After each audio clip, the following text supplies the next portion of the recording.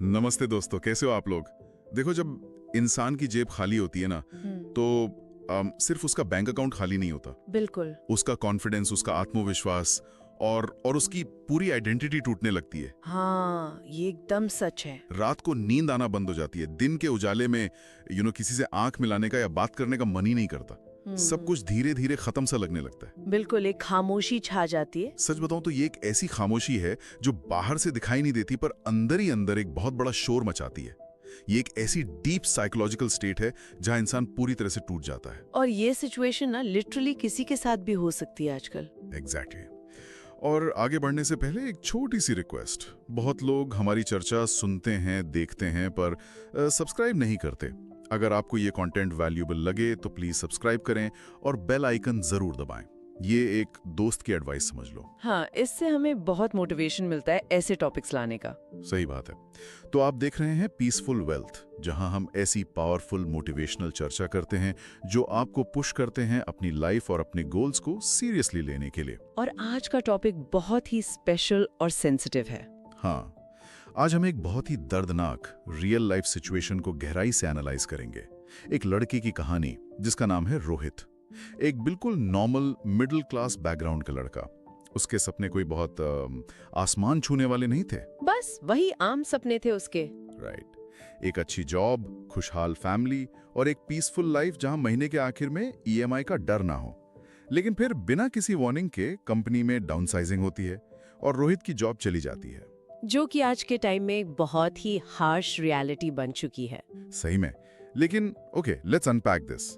मेरा एक सवाल है, जॉब जाना एक प्रैक्टिकल प्रॉब्लम है ना, पैसे की कमी होना, बिल्स नहीं दे पाना, लेकिन ये प्योरली लॉजिस्टिकल प्रॉब्लम एक इंसान को अंदर से इतना अकेला और खोखला क्यों कर देती है? देखो, ये बहुत ही बढ़िया सवाल है।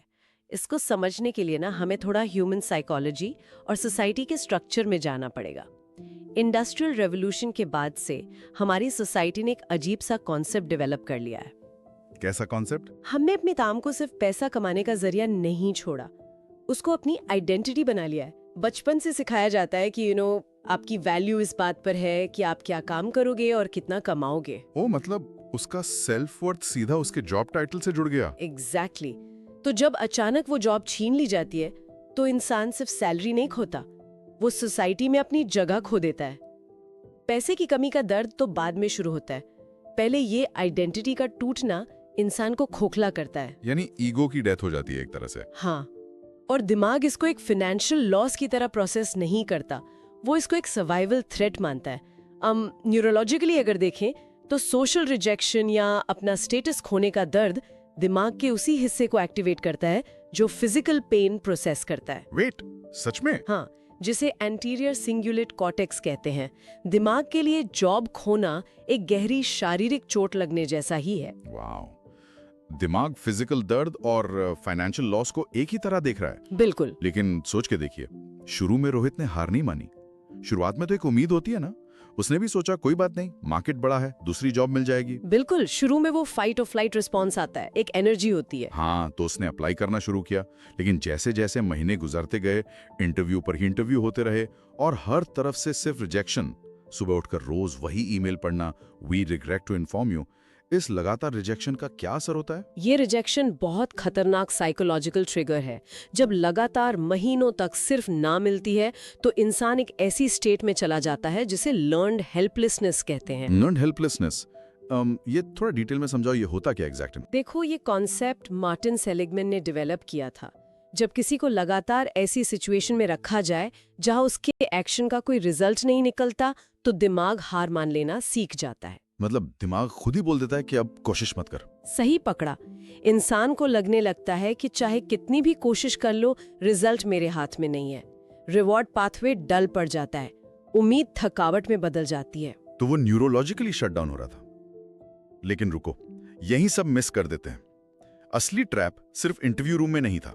रिजेक्शन तो फिर भी प्रोसेस है, असली जहर कुछ और था। ओह, मैं समझ रही हूँ आप किस तरफ इशारा कर रहे हो। हाँ, असली जहर उसके फोन की स्क्रीन पर था रात के 2 बजे। सोशल मीडिया मॉडर्न जमाने का सबसे बड़ा साइकोलॉजिकल ट्रैप। डिस्ट्रैक्शन नहीं, कंपैरिजन। हाँ, कोई दुबई घूम रहा है, कोई नई कार ले रहा है। और कोई प्रमोशन सेलिब्रेट कर रहा है, और रोहित जो पहले से डाउन है वो अंधेरे कमरे में बैठा सोचता है कि मेरे साथ ही ऐसा क्यों हो रहा है, मैं ही फेल हूं। सोशियोलॉजी में इस फिनोमेनॉन को रिलेटिव डेप्रिवेशन कहते हैं। इंसान अपना दुख इससे नहीं नापता कि उसके पास क्या है, बल्कि इससे नापता है कि दूसरों के पास क्या है। सही कहा, जब दिमाग वीक होता है तो दूसरों की सक्सेस एक अटैक जैसी फील होती है।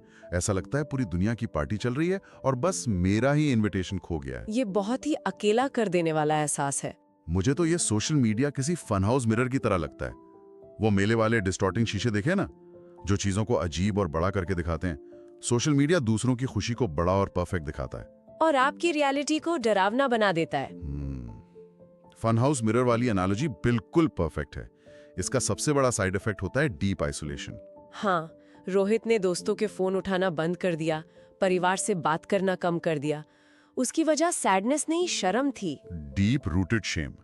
उसे लगा लोग फेल होने का सवाल करेंगे, और उसके पास कोई सक्सेस स्टोरी नहीं थी उनको सुनाने को। तो वो आइसोलेशन में चला गया। पैसों की प्रॉब्लम ने उसकी सेल्फ रिस्पेक्ट तोड़ दी।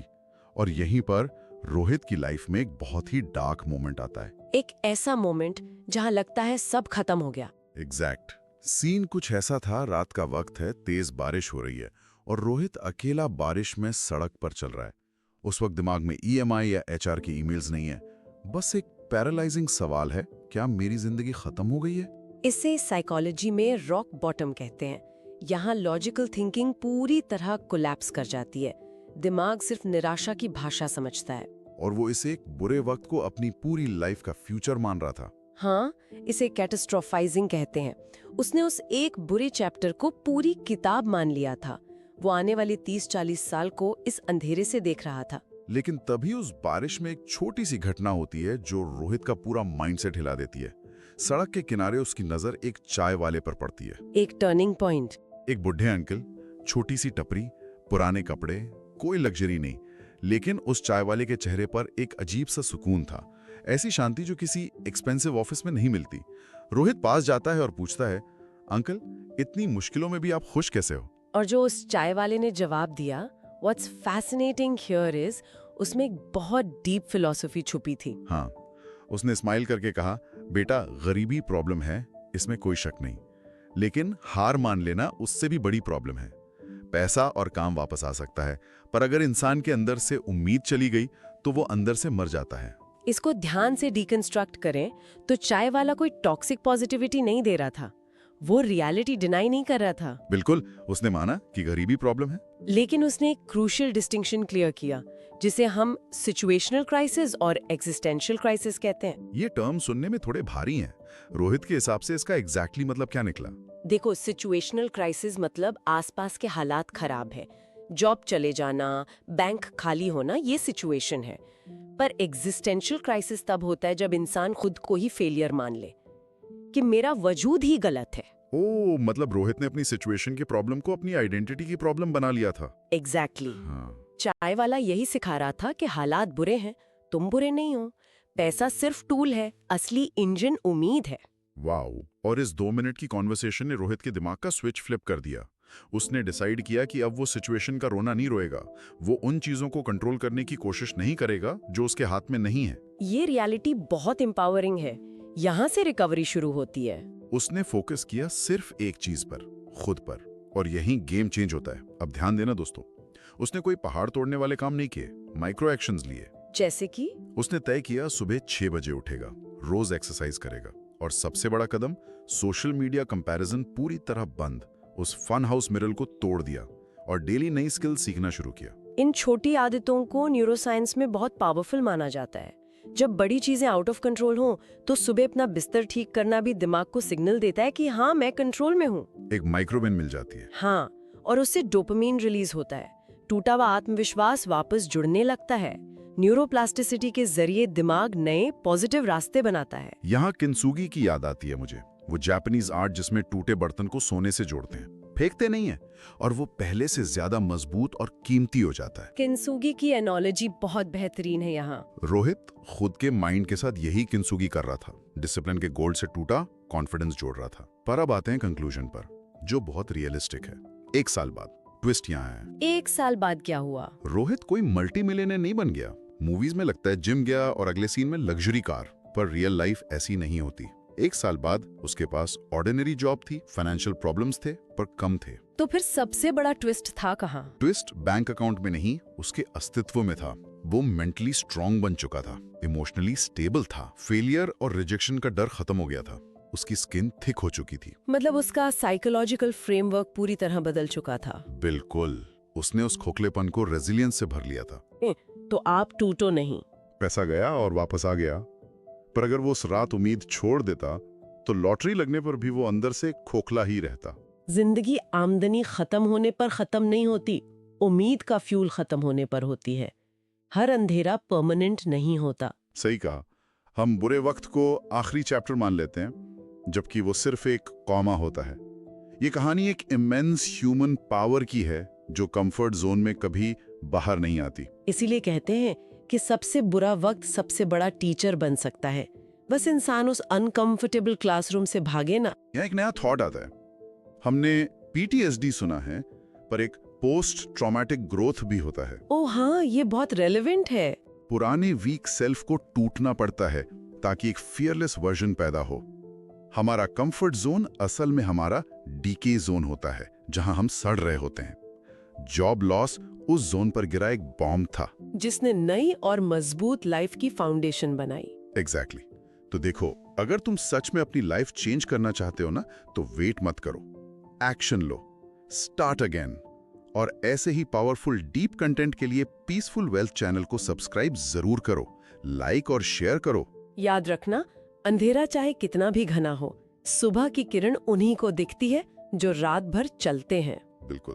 तो आज मेरा आपसे एक सीधा सवाल है, तुम्हारा डिसीजन क्या होगा? हार मानना या फिर से उठना? अगर तुम लाइफ में वापस बाउंस बैक करने के लिए तैयार हो तो अभी कमेंट में जाओ और लिखो आई विल राइज अगेन। आज के लिए इतना ही। सोचते रहिए और आगे बढ़ते रहिए। मिलते हैं अगले एपिसोड में।